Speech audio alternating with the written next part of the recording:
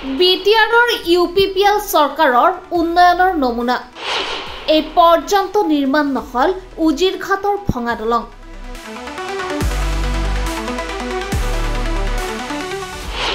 বাহৰ সাকুৰে পাৰ হ'ব লগা হৈছে গাঁওবাসীয়ে।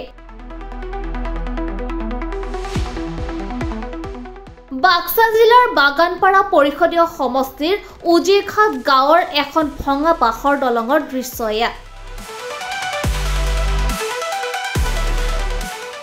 ৰাইজে নিজৰ শ্ৰমেৰে প্ৰতি বছৰে মেৰামতি কৰিবলগীয়া হৈছে এই দলংখন।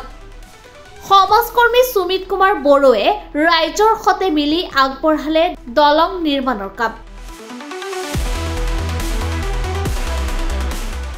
প্ৰচণ্ড ৰ'দকো আওকাণ কৰি গাঁৱৰ পুৰুষ মহিলাই মিলি মেৰামতি কৰিছে দলংখন। গাঁওখনৰ প্ৰায় 100ৰো অধিক ছাত্ৰ ছাত্ৰীয়ে এই দলংখনেৰে যাব লগা হয় বিদ্যালয় মহাবিদ্যালয়লৈ।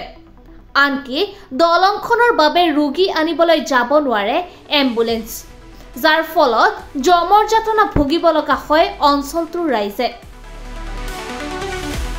আজি হয় সঁচাকৈ এই গড়ভিতৰ হেৰভিৰি গাঁৱৰ উজিৰঘাট গাঁৱৰ দলংখন যাতায়াতৰ কাৰণে অসুবিধা হৈছে আৰু মোক আজি সমাজকৰ্মী হৈ নিমন্ত্ৰণ দিয়াৰ বা নিজৰ গাঁতিৰ ধনেৰে মই যিখিনি পাৰোঁ হেল্প কৰি দিছোঁ।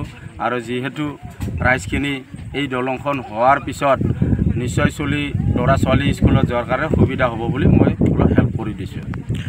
আজি হয় সঁচাকৈ এই দুখ লগা অৱস্থা হ'ব লাগিছিল। দলংখন কিহৰ বাবে হোৱা নাই মই কিন্তু গম পোৱা নাই। আৰু আজি মই যি সেই নিজৰ গাঁতিৰ ধনেৰে আজি সমাজকৰ্মী হৈ থকাৰ পৰাই মই কিছু জেগাত যিবিলাক একদম চলিব নোৱাৰা অৱস্থা সেইবিলাক মই ঠিক ঠাক কৰি দিছোঁ। আৰু আজি তেনেকৈয়ে এইখন দলঙত মই নিজৰ গাঁতিৰ ধনেৰে বা নিজৰ ইনকামৰ পইচা দি যিখিনি পাৰোঁ হেল্প কৰি দিছোঁ। বছৰে নহাৰ কথাটো এতিয়া চৰকাৰ তেখেতসকলে চলাইছে, মইতো আৰু চৰকাৰ চলা নাই। যদি মই চৰকাৰ চলালোঁ হয় কথাখিনি ক'ব পাৰিলোঁ হয়, কৰি দিব লাগিছিল। যিহেতু ল'ৰা ছোৱালীৰ বহুত অসুবিধা হৈছে যাতায়াত কৰাৰ কাৰণে, আৰু বেলেগ চাইডেদি যোৱাৰ ৰাস্তাও নাই। আৰু আপোনালোকেতো দেখিছে কিমান পানীৰ মাজত মানে খুটা পুতিছে, য'ত নেকি মানুহ ডুব যায়, তেনেকুৱা অৱস্থাত ইহঁতে ঠিক ঠাক কৰিছে। আৰু মই টকা পইচা হেল্প কৰাটো ডাঙৰ কথা নহয়, মানুহখিনি যে ৰাইজে ইমান কষ্ট কৰি বনাইছে দলংখন, তাৰ কাৰণে মই ধন্যবাদ জ্ঞাপন কৰিছোঁ। আমাৰ ল'ৰা ছোৱালী যোৱাৰ কাৰণে দলংখনটো আমাৰ অসুবিধা হৈ থকাৰ কাৰণে আমাৰ সুমিত কুমাৰ ছাৰক আমি মাতি আনিলোঁ।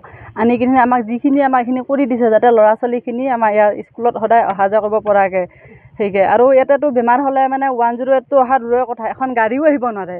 আমাৰ সেইখিনি আমি হেৰি কৰি আছোঁ ভুক্তভোগী। হ'লেও আমাৰ এতিয়া ছাৰে যিখিনি আহি কিনে আমাক সহায় কৰিছে, আমি সেইখিনিতে আমি বহুত ধন্যবাদ জনাইছোঁ ছাৰক, যাতে আগলৈও আমাক এনেকৈ সহায় কৰি যায় আৰু আমাক যাতে তেওঁ হেৰি কৰে আৰু অলপমান হেৰি কৰি থাকে। তেওঁ মানুহৰ সমাজত সেনেকৈ কাম কৰি থকা বুলি আমি শুনি পাই তেওঁক মাতিছোঁ। আৰু সেইকাৰণে সদায় সেনেকৈ সমাজকৰ্মী হৈ সমাজক এনেকৈ সহায় কৰি যাওক, সদায় হেৰি কৰি থাকক। আমি তাকে সেইটোৱে আমি প্ৰাৰ্থনা কৰিছোঁ, যাতে এতিয়া আমাক যেনেকৈ কৈছে আনকো এনেকৈ কৰি আহিছে। সেইকাৰণে আমি ভাবিছোঁ এতিয়া আমাকো আমি সেনেকৈ বাছি লৈছোঁ একজন। আৰু এতিয়া ইলেকশ্যন খেলা বুলি নহয় বা কিবা বুলি নহয়, আমাৰ সমাজকৰ্মী হিচাপে আমাক সহায় কৰিব আহিছে। আমি সেইকাৰণে তেওঁক বহুত ধন্যবাদ জনাইছোঁ। বৰ্তমানৰ MCLA গৰাকীয়ে এই দলংখনৰ বিষয়ে গম পায় নে নাপায়? গম পালেও আমাৰ দলঙত একবাৰো আমাক চাব অহাই নাই। বহুততে আহিলে মানে কোৱা যায়, ক'লেও আৰু সেনেকৈ থাকে আৰু হৈ যাব, এইবাৰ হ'ব বা 2 বছৰৰ পিছত হ'ব বা 1 বছৰৰ পিছত হ'ব, আমাৰ সেনেকৈ কৈ প্ৰলোভন দি যায়। কিন্তু আহে ইয়াতে যিমান হেৰি কেণ্ডিডেট আহে ইয়াতে আমি চবকে কওঁ, কিন্তু ক'লেও আমাৰ আজিলৈকে গুৰুত্ব দিয়া নাই।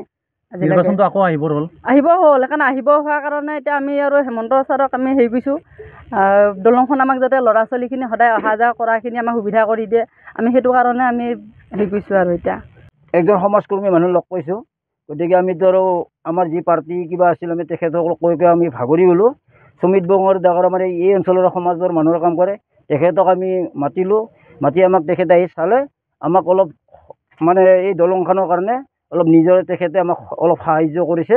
গতিকে ৰাস্তাটো যাতে আপোনালোকে যাব পৰা হওক, গতিকে তেখেতক আমি আমাৰ ফালৰ পৰা ধন্যবাদ। গতিকে আমাক পিছতো যাতে তেখেতে কিবা হ'লে আমাক সহায় কৰে, এইখিনি মোৰ ক'বলগীয়া। আগৰ পৰা মানে কিছুমান ক্ষেত্ৰত সেইকাৰণে জানো, তেখেতে ইয়াত এই ইলেকশ্যন বুলি নহয়, আগৰ পৰা তেখেতে আমাৰ বাঙালী পাৰত আহে মিটিং কিবা এই বাৰ্ষিক চাৰ্ষিক, তেওঁলোক মই তাতে নিজকে কোৱা দেখা পাওঁ।